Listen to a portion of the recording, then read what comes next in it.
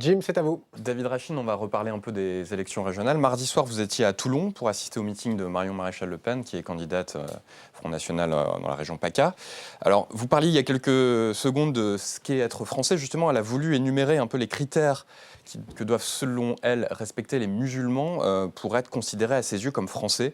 Par exemple, je cite, se plier aux mœurs et aux modes de vie que l'influence grecque, romaine et 16 siècles de chrétienté ont façonnés. Elle a aussi critiqué ceux qui vivent en djellaba.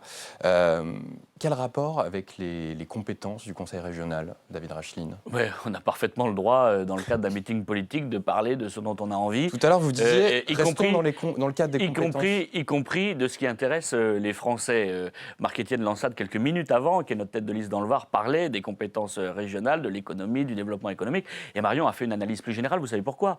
Parce que les Français attendent des solutions suite à ce qui s'est passé dans notre pays. Et je crois que nous en apportons, qu'elle en apporte, elle aussi, un certain nombre. Donc, alors, ces propos, ils n'ont quand même pas plu à tout le monde au sein du Front National. On a entendu Valrand Saint-Just, notamment, qui est candidat Front National en Ile-de-France.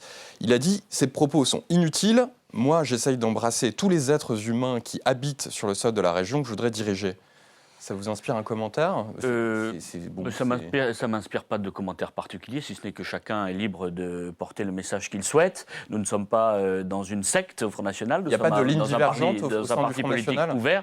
Ce que je peux vous dire, en tout cas, c'est qu'au Front National, on considère l'ensemble des Français comme des Français à part entière. Mais c'est pas parce qu'on a dit ça comme préalable qu'il faut éviter le débat sur l'avancée des communautarismes et le recul de notre République dans un certain nombre de cas.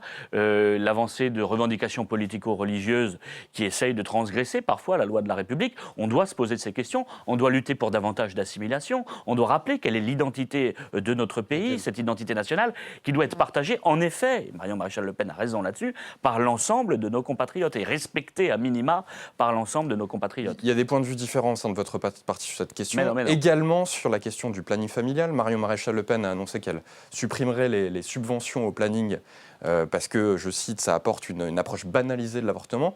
Marine Le Pen, elle n'est pas du tout d'accord. Elle dit « J'estime avoir des choses beaucoup plus importantes à faire » et elle ne prévoit donc pas de supprimer les allocs. Vous avez choisi votre camp, vous, David Rachin ? Le principe est le suivant. Chaque candidat s'adresse aux habitants de sa région et lui propose un projet. On n'est pas obligé de dupliquer systématiquement le même projet à l'attention des habitants de sa région. Il faut supprimer les subventions. Il y a un certain nombre de situations spécifiques dans nos territoires qui verront des propositions économiques en matière de formation qui ne seront pas les mêmes, par exemple, qui ne seront pas les mêmes en PACA que dans la région Midi-Pyrénées. Par conséquent, chaque candidat est libre de faire les propositions qu'il souhaite. Je ne crois pas, à titre personnel, que ce soit en effet la priorité absolue, mais chacun est libre et chaque position de chaque candidat doit être respectée. Alors, un autre élu proche du FN a fait parler de lui cette semaine. Il s'agit de Robert Ménard. Il était présent à Toulon aussi mardi. Le maire de Béziers a proposé la création d'une garde biterroise, je cite encore, sorte de milice composée d'anciens policiers, d'anciens pompiers, pour suppléer à la police municipale.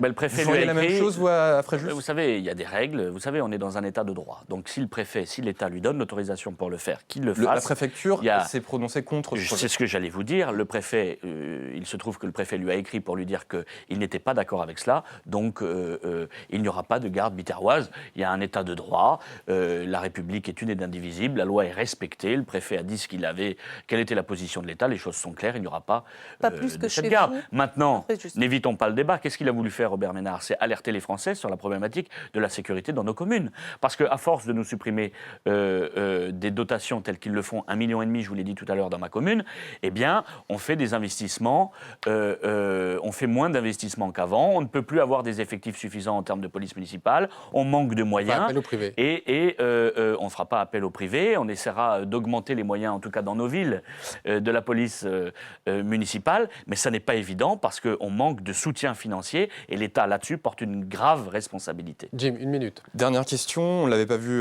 depuis longtemps. Jean-Marie Le Pen a fait son retour médiatique cette semaine dans une interview. Il a appelé à voter pour tous les candidats Front National, y compris Florian Philippot, qui était quand même son ennemi juré des derniers mois.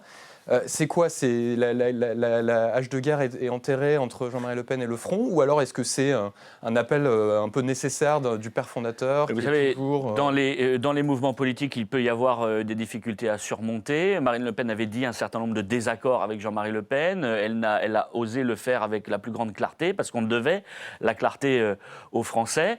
Maintenant, Jean-Marie Le Pen est un homme responsable et il sait bien que c'est pour le Front National qu'il faut, derrière le Front National, qu'il faut être pour redresser ce pays. Il n'est pas le seul d'ailleurs, parce qu'avec lui, manifestement, il y a 30% des Français qui partagent cette analyse. Ça ouvre la porte à un nouveau rapprochement entre Jean-Marie Le Pen et le parti. Je ne sais pas, je ne crois pas. En tout cas, c'est juste une circonstance électorale qui fait... Et on conclut, ce qui est certain, c'est que ceux qui veulent redresser ces régions, ceux qui veulent porter une politique alternative aux responsabilités, ceux qui veulent sortir des errances de la droite et de la gauche au pouvoir depuis des dizaines d'années, doivent voter pour le Front National à ces élections régionales. Je pense que c'est clair. Merci, ce sera le mot de la fin de David Drachtin. Merci d'avoir été l'invité de Parlons Hebdo. Merci à vous.